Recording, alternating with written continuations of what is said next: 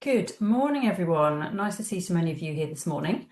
If you haven't already, if you can just make sure that you're on mute, that'd be really helpful. So this morning we're going to have a look at estrogen metabolism. And as you know, we've recently launched our new hormone test, which is a urine metabolites hormone test. Your metabolism. Okay, if you can just mute yourself, that'd be great. Thanks.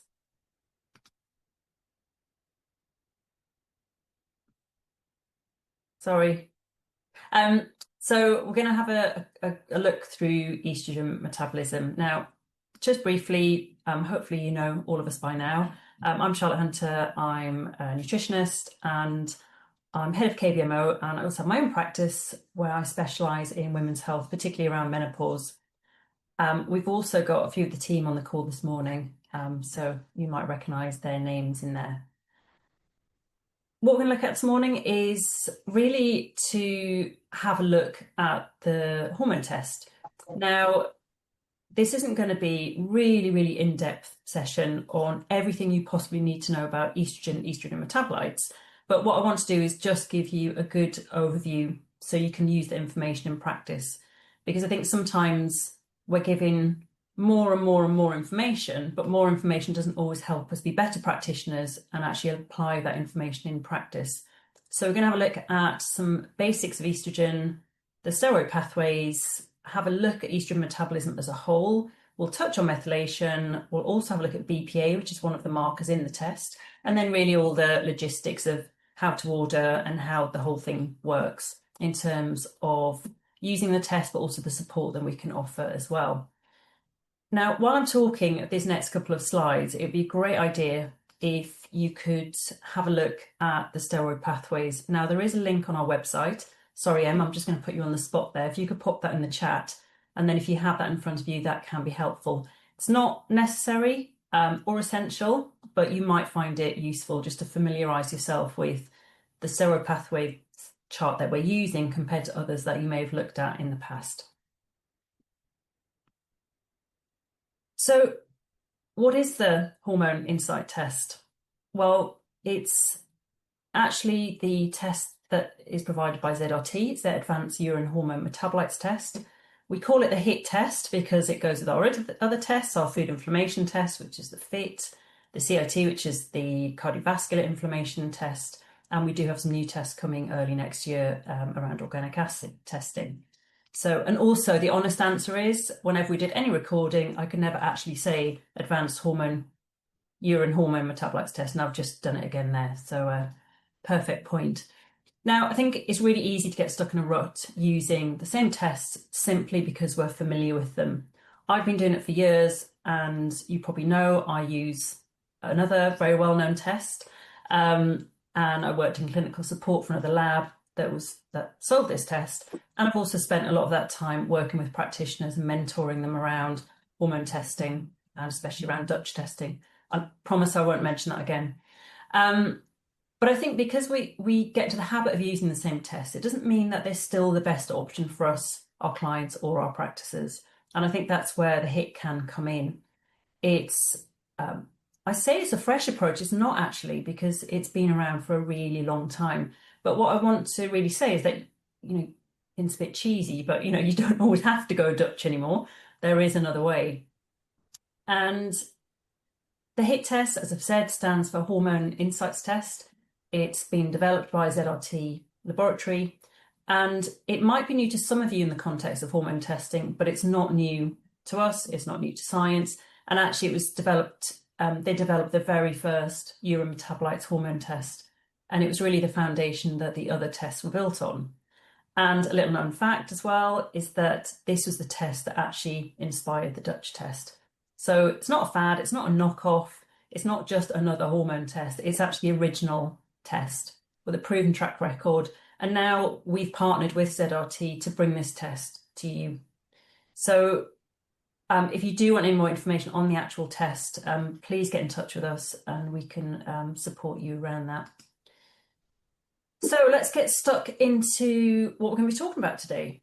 I'm going to hopefully not go on and on and on. It's a really meaty subject. We could spend an entire day talking about this, So like I said, this is an overview. It's not going to teach you every single thing you need to know about estrogen metabolism, but it's going to give you a starting point and certainly enough for you to be able to interpret the reports and work with them with your clients. And I think what we have to acknowledge right at the beginning is that when you first look at a hormone metabolites report, it can feel completely overwhelming. And I think this image summarizes it really well. It's almost like a firework display where you've got explosions and fireworks going off everywhere. There's color, there's movement, there's data flying at you from all angles. And it's really difficult to decide where to focus, what matters the most, and how you can make sense of that information. So there's absolutely no need to panic, and you don't have to do it all at once. So what we're going to do today is really go through it step by step in terms of the estrogen metabolism section of the HIT test. So you can see how those pathways fit together and how to pull out the clinically relevant information without feeling completely lost in the detail. So always think big picture. It's not about all those tiny little things going on. And that's how I've always approached hormone testing and actually the work I do with my clients, because we're always looking at the bigger picture. That's the stuff that makes the difference. And as I go through this section, I'm just going to assume a degree of background knowledge, but if you are feeling a bit confused or if this is completely new to you, please feel free to email us and we can have a chat. But looking at estrogen metabolism gives us more than just the levels of our hormones. It's showing us how estrogen is being processed through phases 1 and 2 pathways.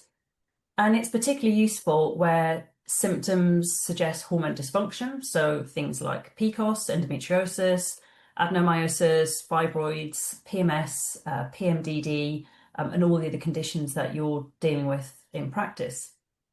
It's also valuable for assessing high risk factors for hormone responsive cancers by looking at the relative activity of different estrogen metabolites. And of course, take that point in the context of your practice, whether they're the kind of clients or patients that you're working with. Many practitioners also like to run this as a baseline before using any form of HRT or hormone-based contraceptives, for example, so they can understand how someone's estrogen is actually being metabolized. And remember, and I'm going to make this point over and over again, it's less about the total amount of hormones in a woman's system or man's system.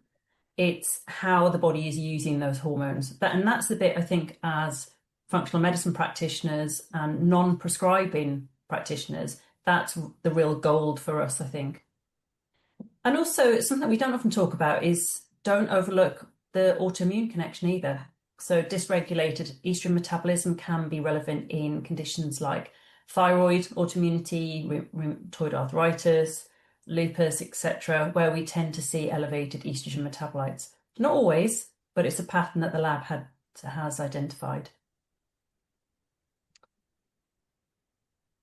So estrogen, where is it made? Well, we often think of estrogen as an ovarian hormone, and while ovaries, specifically the granulosa cells, are the main sites of production, they're not the only ones. And we know that estrogen is also produced in our fat tissue, skin, bone, brain, and of course the placenta during pregnancy. And I think that's why we can see estrogen activity in so many different tissues and why symptoms of dysregulated estrogen metabolism can be so widespread as well. So in other words, estrogen is made almost everywhere in the body, which explains why the effects of estrogen are so far-reaching. And I use the example of menopause, which is the area that I focus on. And we know that symptoms of menopause are literally head to toe, aren't they? It can be everything from brain fog to, problems with your feet, So it's just that appreciation that it's a widespread effect that we see from estrogen. But all this. This isn't new, is it? And I suppose connected to that is, how does estrogen affect our tissues? Well, it regulates gene transcription. It controls how genes are expressed and how cells function. It works through the nuclear receptors, again affecting gene expression, membrane receptors, allowing for rapid signaling. And this explains, again, why we see these diverse symptoms when things go wrong.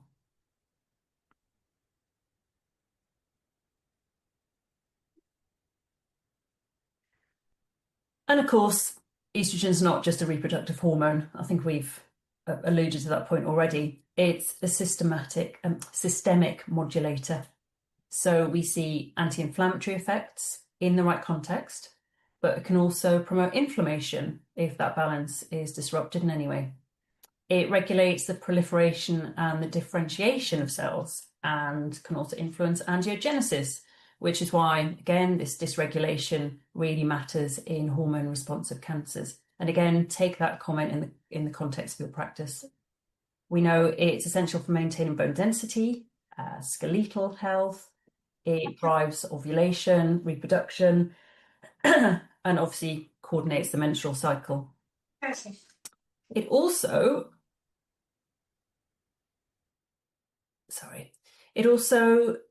provides neuroprotection, and this is becoming a massive focus of research in menopause. So there are links to cognition, mood, and also neurodegenerative risk.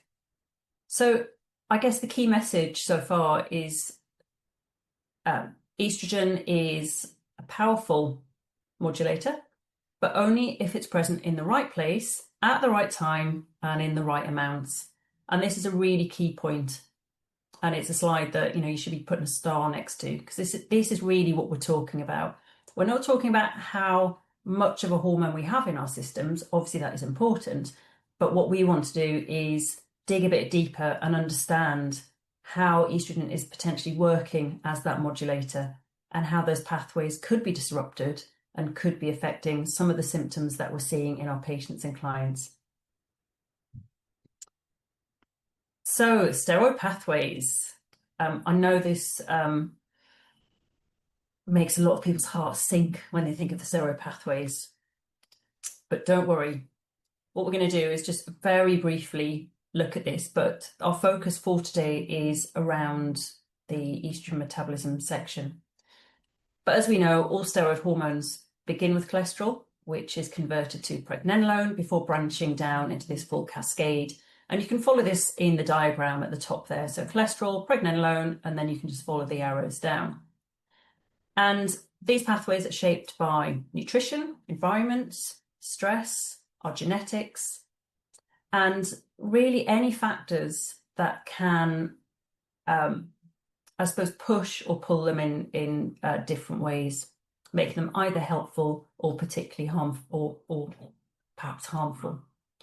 Now, if you are already working with women and hormones, which I'm guessing most of you are, knowing these pathways is non-negotiable. You'll see this diagram in every HIT test that you do. It's included in the report. We have a sample copy on our website, and it's a really good idea to have a copy, scribble all over it, and use it as a reference guide. Now, we are working on building, I suppose, a more comprehensive version of this with a lot of the factors that are pushing and pulling those pathways, or rather speeding them up or slowing them down. So once we've worked on it, we'll share that with you. But the biggest bit of advice I can give you is print a copy, laminate it, learn it, and love it, because it will be the roadmap for your practice if you're working with hormones. Because once you get to grips with this and things start to, you can make those connections, and you're always going to be one step ahead. And when you're working with your clients, you can almost visualize these pathways in your head, and you'll just know what to do. But in the short term, have a copy on your desk and use it. Okay, so we're going to have a look at estrogen. Again, this is just the basics around estrogen. So 3 main parent estrogen to consider. We've got E3, E2, and E1. Estriol, or E3, is the weakest. So it binds to the receptor less tightly which is why it's often thought of as the safest form. Now, of course, we say safest in inverted commas. Estradiol, or E2, is the most potent and probably most clinically significant. It's persistently higher levels and notably after menopause can, in some contexts, and again, depending on history, genetics, lifestyle factors like diet, exercise, can be a risk factor for hormone-responsive cancers. Estrone, or E1, is interesting because it can convert back to E2, to E1 sulfate, which is its storage form, or can be metabolized down into phase 1 and phase 2 pathways. And we often see higher E1 in conditions like PCOS.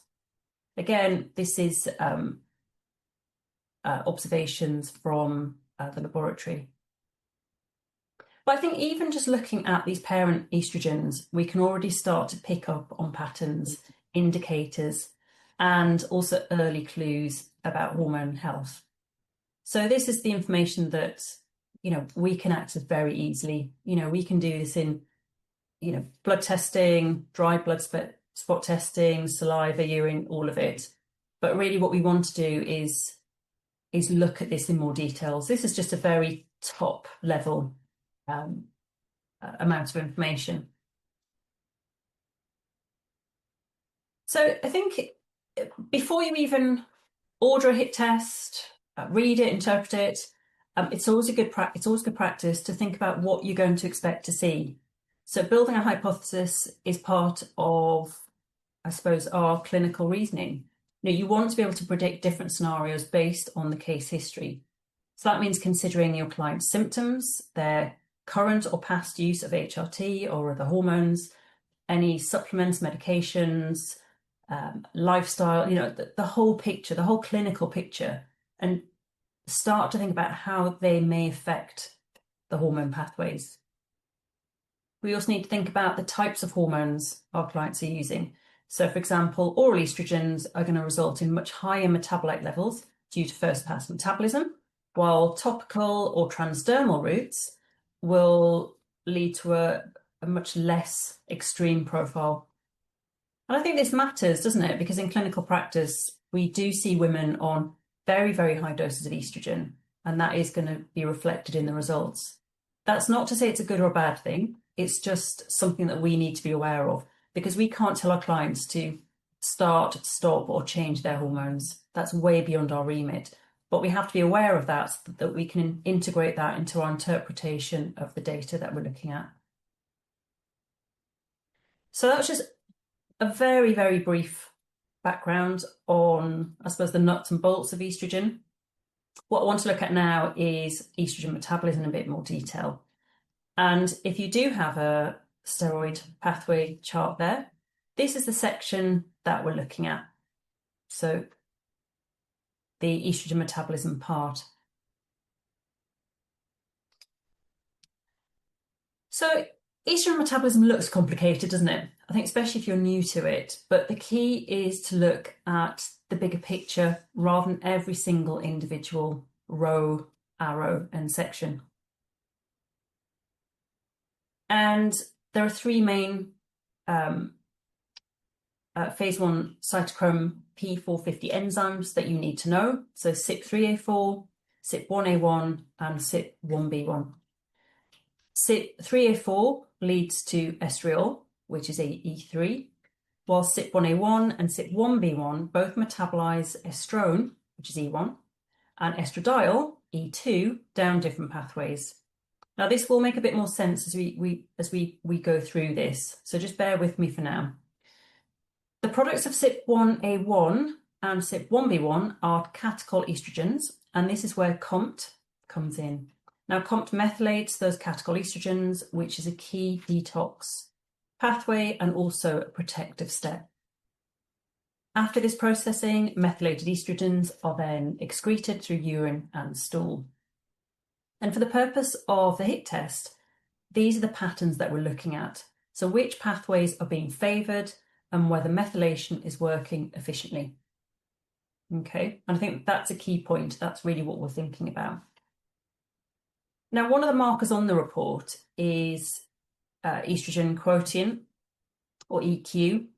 the whole O and the E thing really annoys me with estrogen. I wish we could all just agree to either use an E or an O. But anyway, and I'm just going to mention this, I suppose, as a side note, because it is on the report, and it often comes up on a number of hormone panels that I've seen. So the estrogen quotient, or Q, is calculated by dividing E3 by the sum of E2 and E1. So a ratio of over 1 is generally considered optimal or normal. And it was first described by Dr. Henry Lemon, who noticed that women with higher EQs had better survival rates in breast cancer. And ZRT have also observed an anecdotal association between low EQ and low tissue iodine. And again, this isn't diagnostic, but I think it's an interesting clinical observation. And I think iodine status is worth mentioning here because it remains a really vulnerable mineral in the UK population. So the most recent NTNS data published this year confirmed that iodine intake, particularly among young women of reproductive age, can be suboptimal.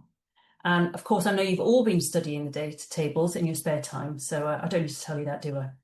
Anyway, it is worth looking at, though. So back to the steroid hormone cascade.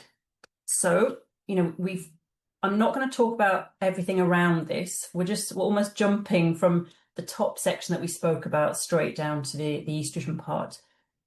So aromatase converts androgens into E1 and E2. So this is the section on your steroid pathway, which is down on sort of the bottom right-hand corner, which I highlighted a couple of slides ago. So E1 and E2 are interconvertible via the enzyme 17-beta hydroxysteroid dehydrogenase, types 1 and 2, or 17-beta HSD for short, which is just there on the screen. E1 can be hydroxylated by CYP3A4 down the 16-hydroxyestrone pathway, eventually producing E3. So this is over to your left. Both E1 and E2 can also be metabolized by CYP1A1 and CYP1B1. And that's down into the catechol estrogens. So what we're seeing here is 2-OH and 4-OH, E1 and E2. So these can form reactive intermediates with the potential to create DNA adducts.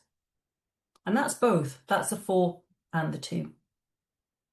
And this protective mechanism here is methylation, primarily via COMT, which neutralizes those catechol estrogens and allows them to be safely excreted. On the HIT test, we're looking at these pathways to see whether balance is maintained and methylation capacity is sufficient. Now, obviously, as a side note, again, there are other mechanisms at play here, but what we're doing is focusing on COMT. And we'll go into this in a bit more detail, but I'm just trying to go step by step at the moment. So 16 hydroxy E1. So we're still down estrogen metabolism, but we're just at the bottom, right at the bottom here. So CYP3A4, well, CYP3A4 is one of the busiest enzymes in the body. It's a bit like the Heathrow Airport of the liver, because everything seems to pass through here. If CYP3A4 is running fast and overstimulated, you can see high levels of 16-hydroxyestrone, which is clinically relevant in estrogen metabolism. And there are many known inhibitors and inducers. And I am going to let you into a little secret. This is a very, very dirty secret, but the Wikipedia page on CYP3A4 is actually quite good. Most labs I've worked with tend to use it. I really have given away the secrets here. So it is one of the little secrets of the lab world. We all quite like the Wikipedia page. I'm not saying you take it as gospel, but in terms of just giving you a nice overview of what's going on with CYP3A4, it's actually quite useful. The key point here, though, is that CYP3A4 can be significantly influenced by lifestyle, diet, medication, supplements. And we've mentioned this all before.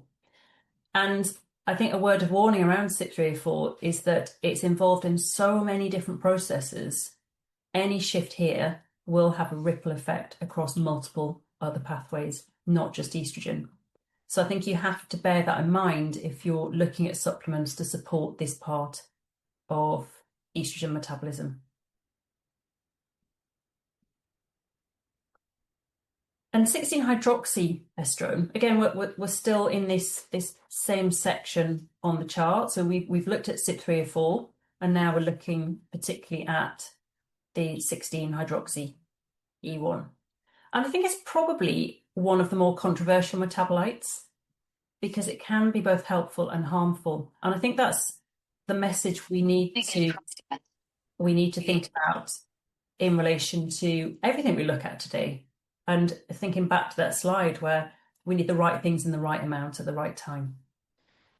So whether it's helpful or harmful is very much dependent on the context. So postmenopausally, it can actually be quite beneficial. It's great for bone density. It helps maintain our blood pressure. In premenopausal women, however, sometimes high levels may be problematic in some cases. It has proliferative effects, which may increase cancer risk, again, in some contexts. It's linked with inflammation, and also there are potential ties to autoimmunity as well. But I think the key message here is that there isn't a single good or bad verdict here. It's all about timing, context, and physiology. And there are different views on this in the literature. So if this is an area that you work in, certainly around cancer risk, I'd have a look at the data and keep an open mind. So this is a slide I've just popped in, reference slide more than anything, just to give you an idea of how this particular pathway can be increased or decreased. And it's not that I think when you think about pathways, you don't think about the end result of making more or making less of the end result. It's thinking about different agents can speed the pathway up, which I know is sort of the same thing, but I think technically it's better to think of it in that way. It's about increasing the speed of that or decreasing. So, generally it's increased by a lot of bad stuff, and it's decreased by a lot of good stuff. But I'm not going to read that out. You can have a look at that later if you're interested. So we're going to move over sort of away from this branch down here and over to the main part of estrogen metabolism. And looking at CYP1A1 and 1B1 this time. So we've looked down here at CYP3A4, and then up here now we're looking at CYP1A1 and CYP1B1. So CYP1A1 and 1B1, they're both two key phase 1 enzymes that process estrogens into catechol metabolites. So those intermediates that have the potential to be good or, not so good. CYP1A1 pushes metabolism towards the 2-hydroxy pathway, which is generally considered protective and a safer route. The metabolites are methylated to form 2-methoxyestrogens, which are much less reactive. CYP1B1 produces the 4-hydroxy metabolites. They're more reactive and potentially more harmful. It also produces catechol estrogens, which, if they're not methylated effectively, can form DNA adducts and drive oxidative stress. Now, both pathways generate these catechols, and they can be further oxidized into quinones, which are unstable, and as we've said a few times now this morning, capable of damaging DNA if they're not neutralized. And whether someone favors CYP1A1 or CYP1B1 activity generally depends on a mix of genetics, lifestyle factors, among other things that we've mentioned again a lot this morning. But the ultimate goal in these pathways is basically the same. It's to move estrogen metabolites safely towards inert methylated products that can be excreted. And this key protective step in both cases is generally methylation, as we've said, and this is catalyzed by COMT. Now, on the HIT test, we look at whether those 2 and 4-OH metabolites are being cleared effectively, or whether they're building up and potentially increasing our risk. Now, when we think about, we've mentioned genetics a few times, and I think it's important to note that we never look at the genetics in isolation. They can be used alongside a test like this. But I think looking at them on their own isn't great science, I don't think. We need to look at how our lifestyle and our environments and also our functional lab tests are telling a story. How can we pull that all together? And I think that's much more meaningful information, which is why you may want to run nutrigenomics testing with this particular test. So we're still in the same part of the pathway, or the chart rather. So we're now going to look at the 2-hydroxy E1 and E2. So effectively the twos. So we're looking at the two side of those branches that we looked at. So CYP1A1 pathway produces 2-hydroxy estrogens. They're often thought of as safer, as we've said. They have weaker activity at the receptor. They're less, or potentially less, carcinogenic, less proliferative compared to others. That said, it isn't always straightforward because high levels of 2-hydroxy metabolites have also been associated with certain cancers in some studies. They're often elevated in autoimmune conditions, and like all catechol, it can be oxidized into quinones, which are potentially DNA damaging. And I know I'm starting to sound like a broken record, but bear with me. I think you can never hear this too many times. So while the twos are generally protective, context is everything. You have to interpret them in light of the whole hormone picture, medical history and lifestyle. So the twos are absolutely not a free pass. And whether they're good or bad depends on context. Because like the fours, they've still got potential to go bad. And I think this isn't always highlighted in other hormone reports. And I think there's an oversimplification that twos are good, fours are bad, 16, well, more bad than good, maybe. And it oversimplifies a really complicated chunk of science. So just remember, it's always about context. And actually, that applies to everything in nutrition, doesn't it? Every single question we ask ourselves or ask someone else, the answer is never straight, is it? It's very rare you get a one-word answer or a very simple sentence explanation for something. It's always about the context, or it depends. So while the 2-hydroxy metabolites are generally thought of safer, as I've said, they're not necessarily a free pass. They are still these intermediates. And if they're not effectively methylated, they may have the potential to contribute to oxidative stress and potentially DNA damage as well. So whenever you see 2-hydroxy levels, always check whether the methylation step is actually happening properly, because that's what's going to turn them into those inert excretable metabolites. And as a side note, we often refer to the 2:16 ratio, and this is also reported in the HIT test. The research is a bit inconsistent and again, depends on context. So don't make sweeping generalizations about any of this. I think we can also illustrate that point when you're looking at a report and someone has, really high 4OH, but actually that's balanced by their 4-methoxy as well. So that detox is happening, but the levels are higher. So in those cases, we don't see on these reports what happens next. So that's when you need to focus on, I suppose, the bigger picture of detoxification as well. So thinking about their gut health and their general health as well. So how do we support the CYP1A1 and the twos? Well, again, this is another really reference slide for you. So we have things like cruciferous vegetables, flax, fish oil, soya, things that will slow it down. Again, coffee, smoking, all the bad stuff. And actually really high doses of resveratrol may also have an impact. So clearance is really the important point here. So thinking about detoxification, methyl donors and gut health. And I think this is also where the FIT test and the gut barrier panel come in, and the two tests do work really well together. So now we're going to have a look at the fours.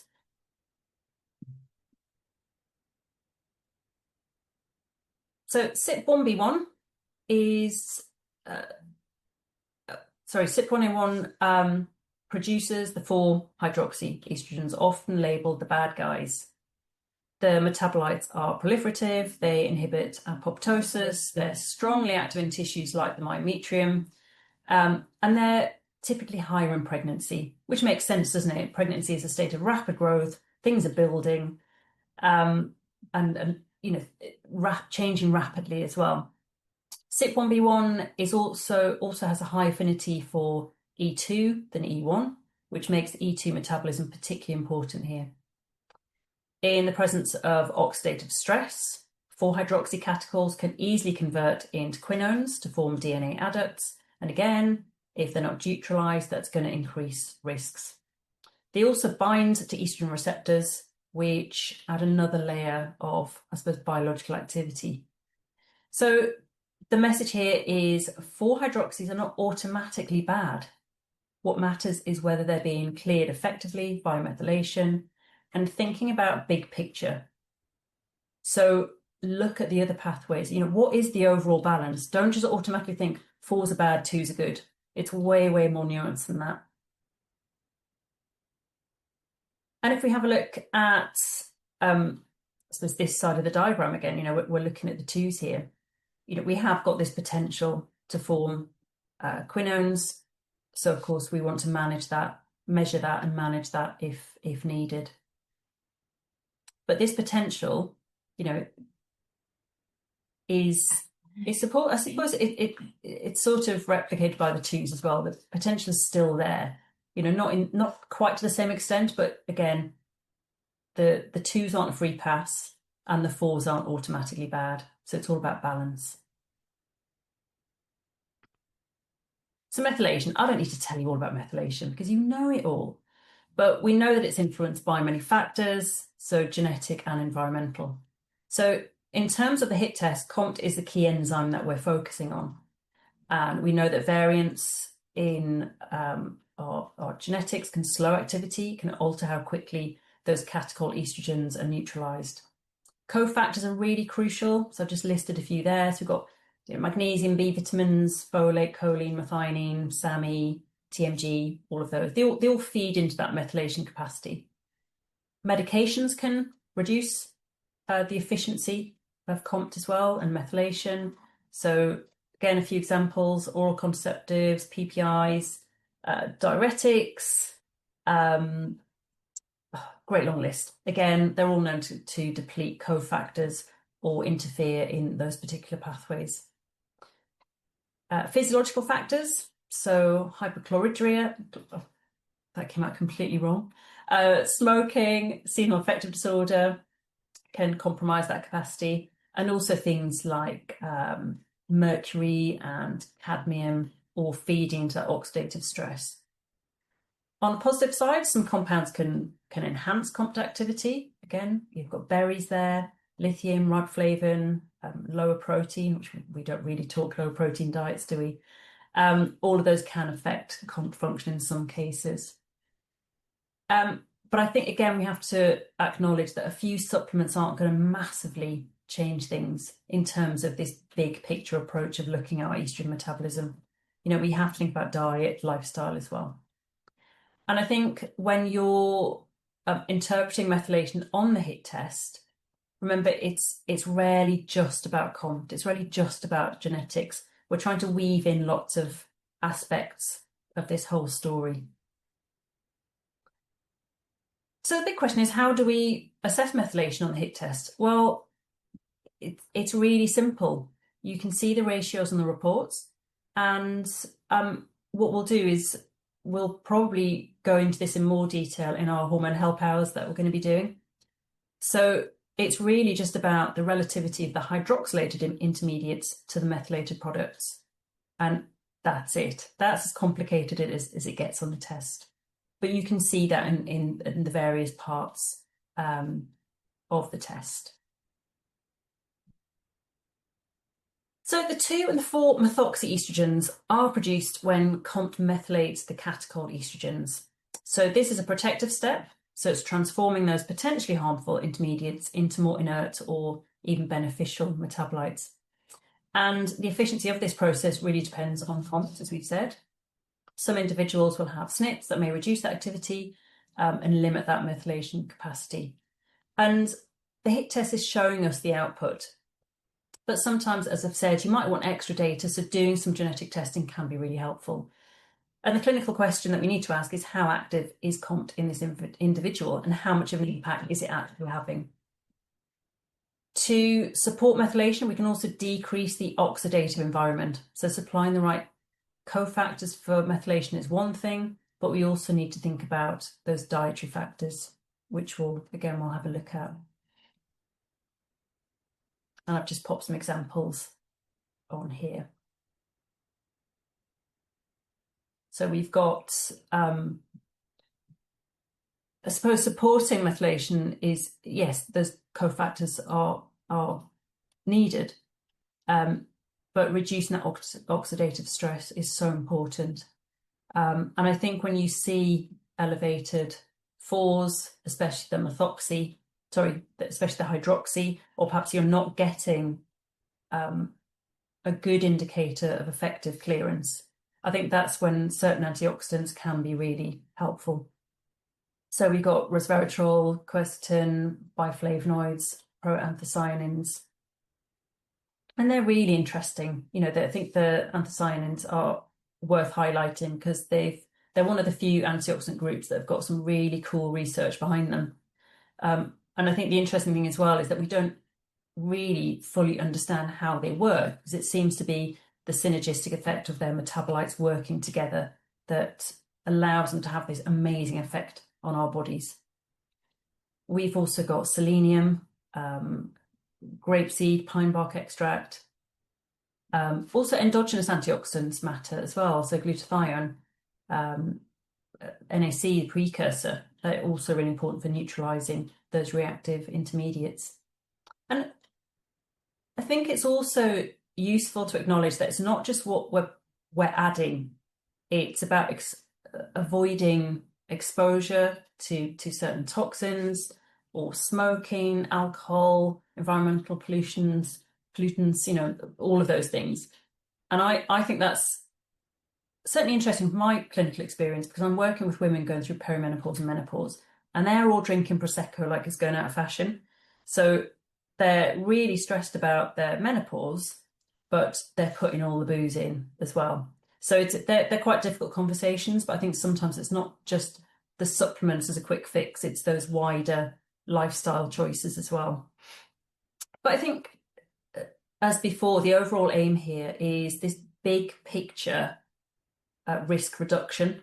So protecting our DNA, supporting that safe clearance, and giving those methylation pathways the best chance they can to work effectively. And again, this is just more information for you here. It's just another revision slide. You know, it's obviously old news now. And I think as well, it's worth noting that more isn't always better. So over supplementing with a load of methyl donors can push some clients to feel overstimulated, feeling wired. And I think monitoring that feedback from your clients is important. But equally, when you look at your report, don't completely freak out if you see really high methylation. It's all in context. And I think, you know, when practitioners say to me, oh, they're over methylating, I mean, that's just the worst thing to say. It's just such a horrible, horrible phrase. And I think that's probably another conversation, but it's about balance. And the ultimate goal being that clearance of catechols, you know, but it's not about maximizing methylation at all other costs. You know, if your client is going absolutely, you know, crazy because they can't deal with all these supplements you've thrown at them, don't do it. You know, start with diet and build up slowly. And again, just interpret the test in context. Use symptoms along the data to guide how much support you think your client needs. So I put this slide in because this is my own slide which I use, and it's really looking at how we can talk about this in client speak and make sense of it. We haven't looked at the estrobolome particularly. I mean, I did mention detox, gut health with a link to the FIT test and the gut barrier panel, and also glucuronidation and sulfation. Again, they're mechanisms we've acknowledged, but we haven't really talked about today. But if you think about the three phases in quite a simplistic way, some people use, you know, filling a bath and your plumbing. I like to think about dustbin men and rubbish. So phase one is effectively like putting out the rubbish. So how full is your bin? Is it filling up fast or slow? Is it clean? Is it dirty? What's going on with your bin? Phase two is bin day. So this is when the bin men are coming along to clear out your rubbish. So have you put the rubbish out and has the bin man turned up? So how quickly are the bins being cleared? Is there anything left behind? Are the bins left clean and tidy? Because what can happen is you might be putting out all your rubbish, this is hydroxylation, but the bin man is just not coming to collect it regularly enough. And that would indicate a slower methylation. However, you might not be putting the bins out particularly effectively, but the bin man's there waiting. So it's a nice, simple analogy to start looking at those pathways. And then phase three is quite literally the dump. So are the roads clear? Is it open? Is it going to landfill? Is it going to recycling? And that's where we start thinking about the estrobolome, the effect of the gut lining, and our microbial balance on that final part of detox in relation to estrogen. So it's just a nice analogy. I mean, you might have your own version. Some people talk about pizza delivery guys. Other people, like I said, use bath. I like the bin analogy. So I think one of the points I want to make about this is that understanding the steroidogenic pathways, it's not a dark art.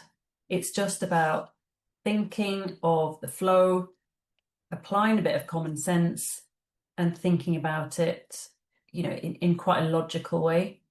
We've only focused on estrogen today, that small section that we've looked at.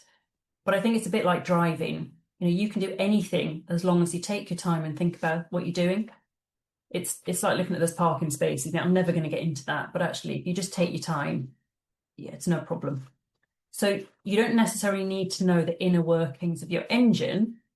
And that's the same with estrogen metabolism. It's looking at the bigger picture. And I think what I like about this particular test is that in some hormone tests, you have the data, but the diagrams don't always correlate to the information that we need.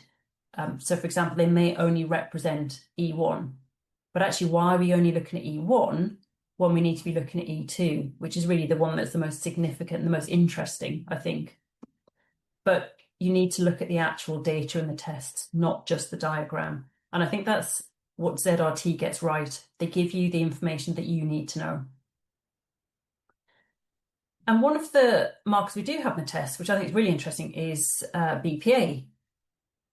So obviously I know there are lots of other letters and lots of other types of plastic, but this is one of the most well-known endocrine disruptors. So it's been shown to suppress methylation, which is highly relevant when thinking about the safe clearance of estrogen metabolites. It can bind to estrogen receptors and mimic estrogen, so driving that proliferation, those proliferation signals. There's evidence of in utero effects, meaning maternal exposure can influence fetal development. It's been linked to various hormone responsive cancers. And I think the problem with it is that the exposure to it is so common. So plastics, till receipts, lining of food, drink cans, they're all major sources. Now, we can't completely avoid all BPA all the time and related compounds, but I think being vigilant and applying some common sense is important, such as reducing use of plastics, avoiding microwaving in plastics, limiting receipt handling. I mean, I think a lot of companies now want to email you the receipts, or we're all using Apple Pay and similar. So I think although the plastic isn't going anywhere, I think we can take some really simple steps to reduce our overall load. I mean, I think it's a really interesting addition to the test. So what next? Well, if you haven't already, we've got some looked at them already. We've got some brilliant webinars that Dr. Shania Sieber has done for us. It's a 3-part series, so I'd encourage you to have a look at that. She looks at the test in a much broader sense. There's a brilliant case study as well. The price of the test is, the practitioner price is $249 and the retail is $299, and postage is free and returns are free. We can send those directly to your clients, or if you do have a clinic, there is an option for you to have some in your practice as well. If you want to talk about any of that, please do email us. And in terms of your next steps, well, I think today has really been about why hormone matters. Why hormone testing matters, why estrogen metabolism matters. So what you can do is have a look at our website. We've got some more information on the test over there. You can order via our site. We do a complimentary one-to-one session after your first test. And we also are going to be running weekly hormone help hours. So you can participate in case studies and we can look at lots of reports together. I think this is absolutely the best way to learn about hormone testing, not just doing your own case studies one by one. It's looking at things in a group, because we want you to get to the point where you can look at your report and go, yep, I've got it. And you don't need to wait for a support call or think, I can't get a support call for 2 weeks, so I can't do this. You know, we want to be able to help you and support you throughout your whole experience, from ordering the test to using it with your clients. So I think that's me done for today. Like I said, this wasn't, I suppose, estrogen metabolism in any great depth, but hopefully it's given you enough information just to get the basics you need to get working with the test, because the estrogen metabolism section is the part that confuses clients the most, so practitioners the most. And what we want to do is make sure that we can support you, because we want to encourage you to be effective and efficient practitioners, because if you're more effective, and your clients will get better outcomes, and that's great for your business and also your development as a practitioner as well. So thank you very much. I'm guessing there might be a few questions. So if you can give me a hand, that'll be brilliant. Sure, no problem. And actually, you've, I think, answered all of them. I've answered a few. So I've just uploaded a sample test report, a link to the sample test for anyone that wants to see it. And you can also find that on the website as well if you go to the Hormone Insights Test drop down. Lots of people saying, Charlotte, they love your bin analogy. So that one's gone down really well.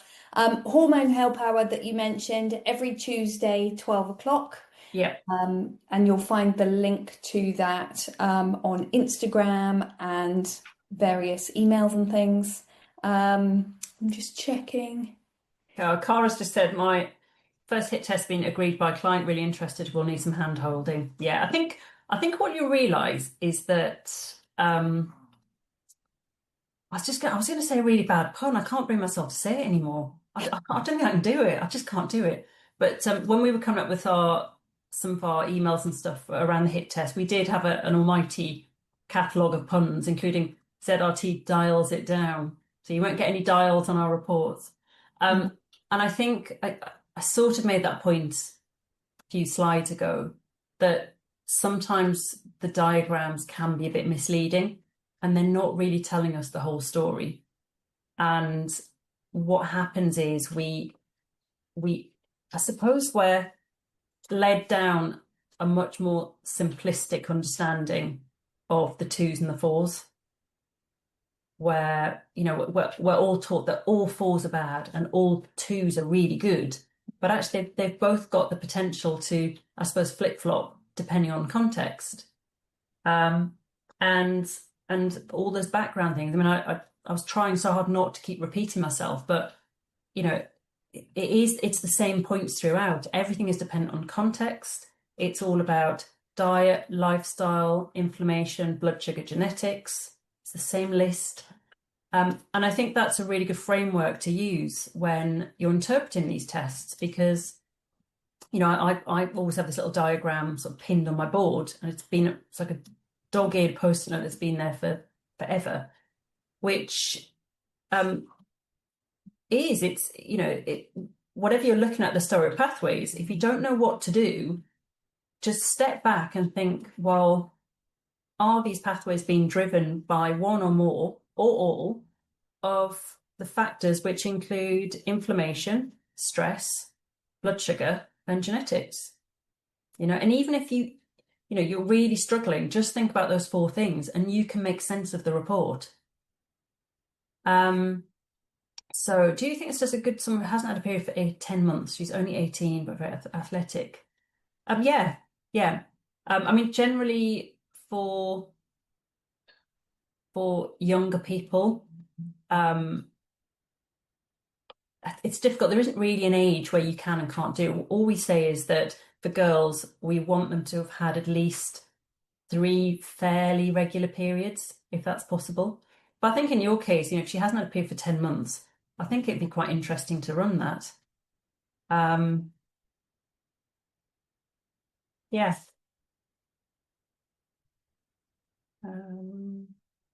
The symptom checklist, sample report, is that a detailed questionnaire checklist?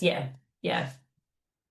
It's so on the requisition form, there is a questionnaire where they'll tick all the boxes, and then that is interpreted and reported in the test. So we've hit 11 o'clock. I'm happy to hang around if anyone has any other questions. But otherwise, thank you very much for listening this morning. And I was very conscious because it tends to be quite a dry subject, I think. So I was trying not to bore the pants off you with very dry slides. So hopefully you've got something out of that. And like I said, it's the main messages to pick up to help you with the actual report. Thanks, everyone.